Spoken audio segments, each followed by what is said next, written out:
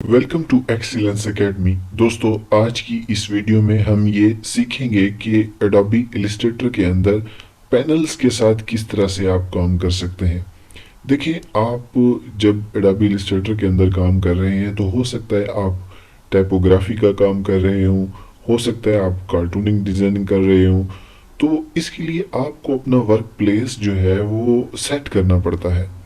Work place से मुराद ये है कि आपको जिन टूल्स की ज़रूरत है उन्हीं को आपने यहाँ पर एग्जीक्यूट या एक्टिव कराना होता है, ताकि काम के दौरान आपकी वर्क प्लेस आपको फुली जो है वो हेल्प करती रहे।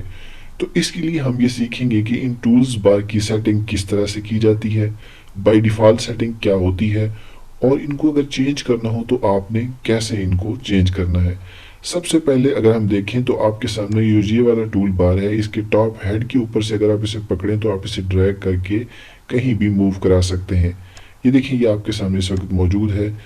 अब इसको मैं मूव करके अगर अपनी राइट साइड पे ले आता हूँ तो ये यहाँ पे एडजस्ट हो जाता है। इसको आप यहाँ पे इस्तेमाल करने में इजी फील करते हैं तो आप इसकी सेटिंग यहाँ कर सकते हैं।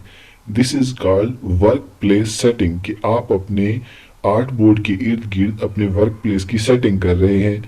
तो अगर आप चाहें तो इसको यहाँ से अलग भी कर सकते हैं। अब ये एक्सीडेंटली टोटल जो है वो मर्ज हो गया है या इकट्ठे हो गया है, तो इसको अलग करने का तरीका ये है कि आप इसके हेड पर क्लिक करके इसको बाहर ले आए।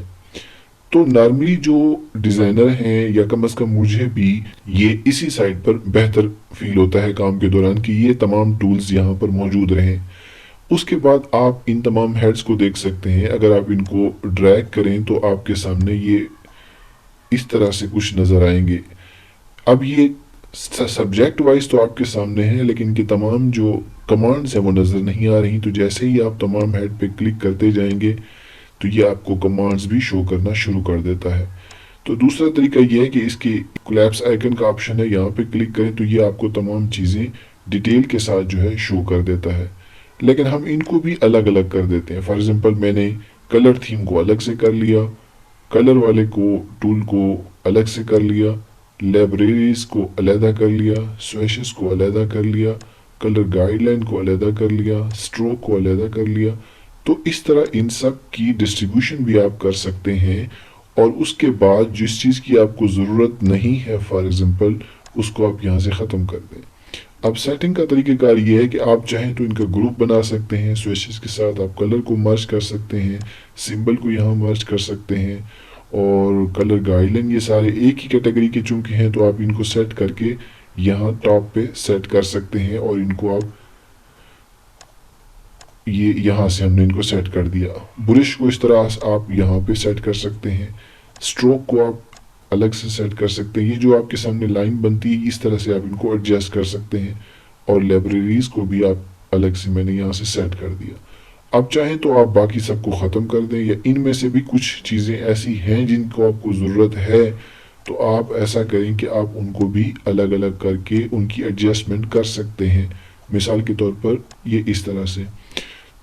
तो this is called work place setting. Hope so कि आपको इन चीज़ों की समझ आ रही होगी।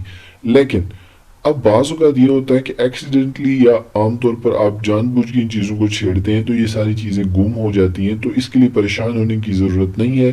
आप यहाँ प्रिंटिंग के ऊपर सेटिंग, ये टॉप पे आपका ऑप्शन मौजूद है। नॉर्मली यहाँ पे एसेंशियल्स होता है, तो एसेंशियल की सेटिंग करेंगे। बेसिकली ये वर्क प्लेस के स्टाइल्स हैं जो बाई डिफ़ॉल्ट हैं। एसेंशियल करेंगे तो जो बाय डिफ़ॉल्ट जब आप एडोबी इलस्ट्रेटर को इंस्टॉल करते हैं तब इस वक्त जो आपके सामने चीज़ें होती हैं ये उसे एसेंशियल पे लगा देगा।